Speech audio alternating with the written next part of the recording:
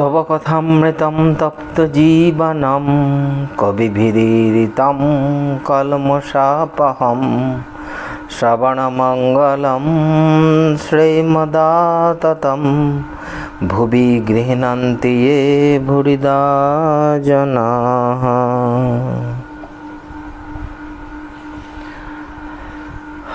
অনেক দিন পরে আজকে পাঠ করছি।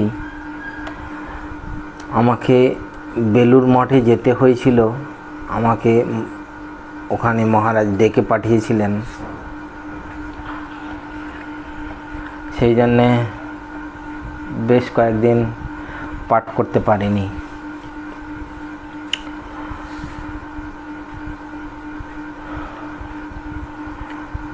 ঠাকুর হঠযোগীর সম্বন্ধে কথা বলছেন, মহিমার সঙ্গে।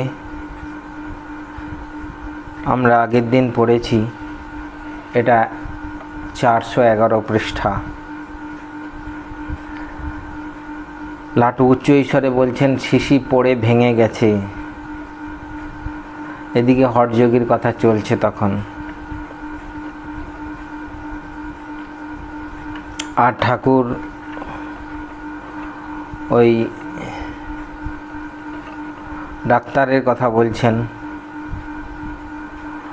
প্রতাপ মজুমদার।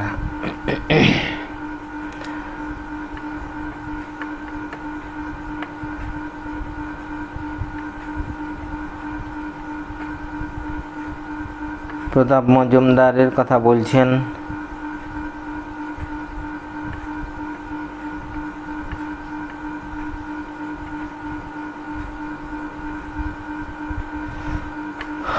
এভাবে আগের দিন আমরা এটা শেষ করেছি।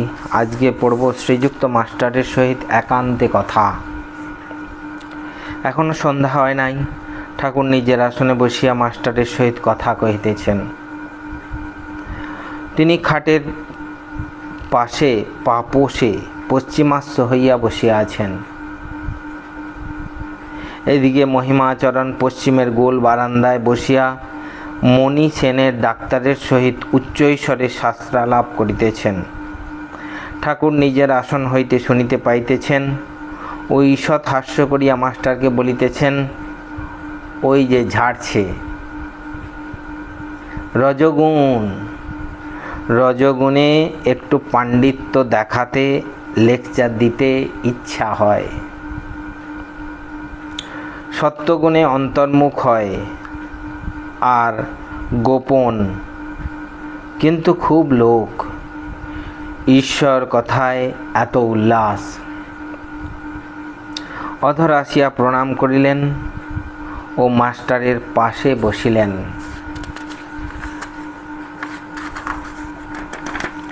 শ্রীযুক্ত অধর সেন, ডেপুটি ম্যাজিস্ট্রেট, বয়ক্রম 30 বৎসর হইবে। অনেক দিন ধরিয়া সমস্ত দিন অফিসের পরিশ্রমের পর ঠাকুরের কাছে প্রায় প্রত্যহ সন্ধ্যার পর আসেন। তাহার বাটি কলিকাতা, শোভাবাজার, বেনেটোলায়। অধর কয়েকদিন আসেন নাই। অধর ডেপুটি ম্যাজিস্ট্রেট, কিন্তু ঠাকুরের খুব ভক্ত। তিনি প্রত্যেক দিন অফিস থেকে ফেরার সময় ঠাকুরের কাছে আসেন, এসে ঘুমিয়ে পড়েন। ঠাকুরও বলেন থাক, ও একটু শান্তিতে ঘুমাচ্ছে, ঘুমাক।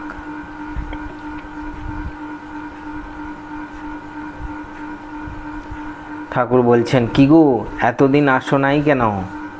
অধর বলছেন, আজ্ঞা অনেকগুলো কাজে পড়ে গেছিলাম, স্কুলের দরুন সভা এবং আর মিটিংয়ে যেতে হয়েছিল।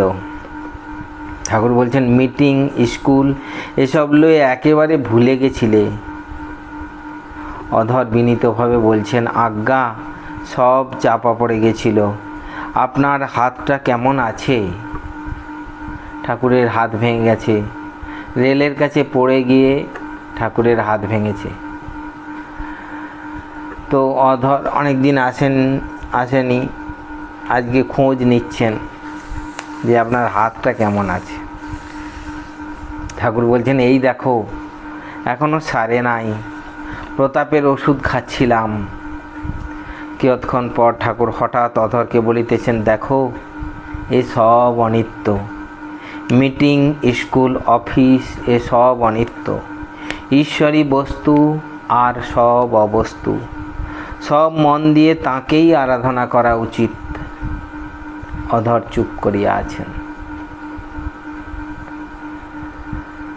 ঠাকুর আরও বলে যাচ্ছেন, এ সব অনিত্য, শরীর এই আছে এই নাই, তাড়াতাড়ি তাকে ডেকে নিতে হয়,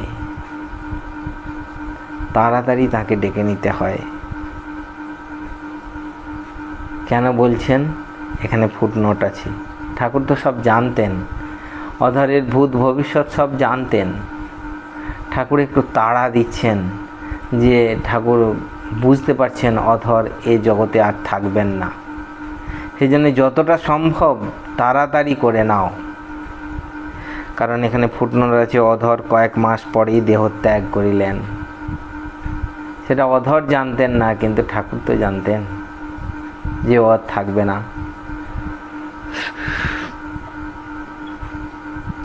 ঠাকুর বলছেন, তোমাদের সব ত্যাগ করবার দরকার নাই, কচ্ছপের মতো সংসারে থাকো। কচ্ছপ নিজে জলে চড়ে বেড়ায়, কিন্তু ডিম আড়াতে রাখে। সব মনটা তার ডিম যেখানে সেখানে পড়ে থাকে।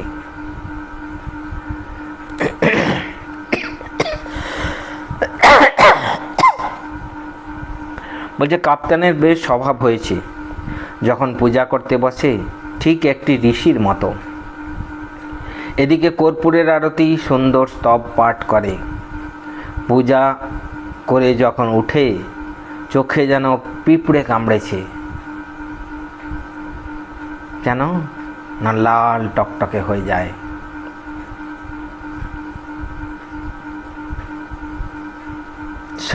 আর সর্বদা গীতা, ভাগবত এসব পাঠ করে।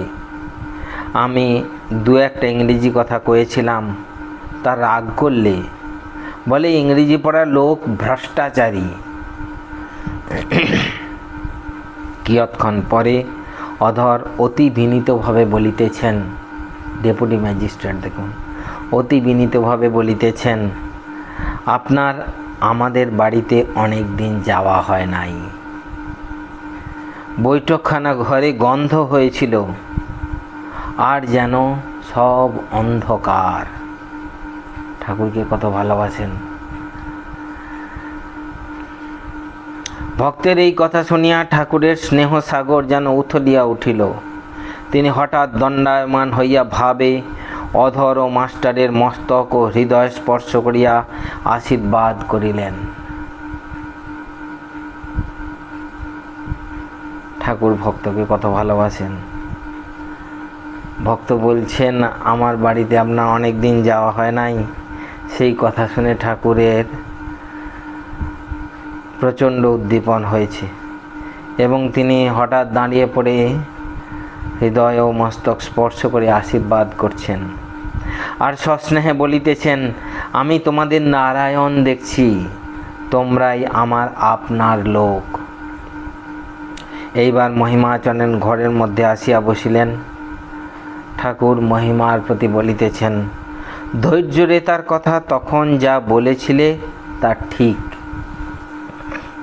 বীর্য ধারণ না করলে এসব উপদেশ ধারণ হয় না। একজন চৈতন্যদেবকে বললে, এদের অর্থাৎ ভক্তদের এত উপদেশ দেন, তেমন উন্নতি কেন করতে পারছে না? তেমন উন্নতি করতে পারছে না কেন? তিনি বললেন, এরা ইয়সিত সঙ্গ করে সব অপব্যয় করে, তাই ধারণা করতে পারে না। ফুটো কলসিতে জল রাখলে জল ক্রমে ক্রমে বেরিয়ে যায়। মহিমা প্রভৃতি ভক্তরা চুপ করিয়া আছেন। কিয়ৎক্ষণ পরে মহিমাচরণ বলিতেছেন, ঈশ্বরের কাছে আমাদের জন্য প্রার্থনা করুন, যাতে আমাদের সেই শক্তি হয়। ঠাকুর বলছেন, এখনো সাবধান হও। আষাঢ় মাসের জল বটে, রোধ করা শক্ত, কিন্তু জল অনেক তো বেরিয়ে গেছে, এখন বাঁধ দিলে থাকবে।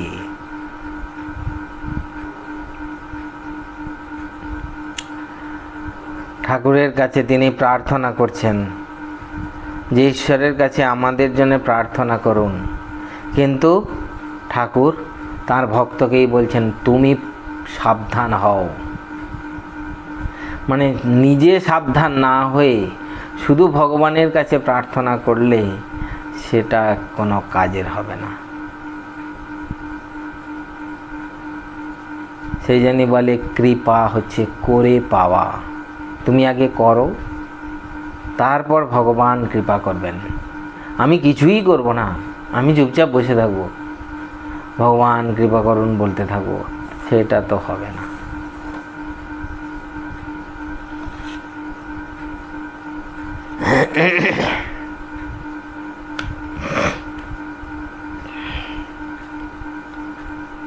ঠাকুর বলছেন এখনো সাবধান হও।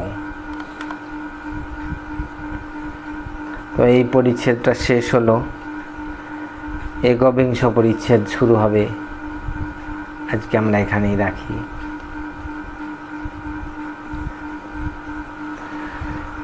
ওম নিরঞ্জনং নিত্যমনন্তরূপং ভক্তানুকম্পাধৃতবিগ্রহং वै ईशावतारं परमेशमिड्यं तं रामकृष्णं शिरसा नमामः। ओम शांति शांति शांति। हरि ओम तत्सत्। श्रीरामकृष्णार्पणमस्तु।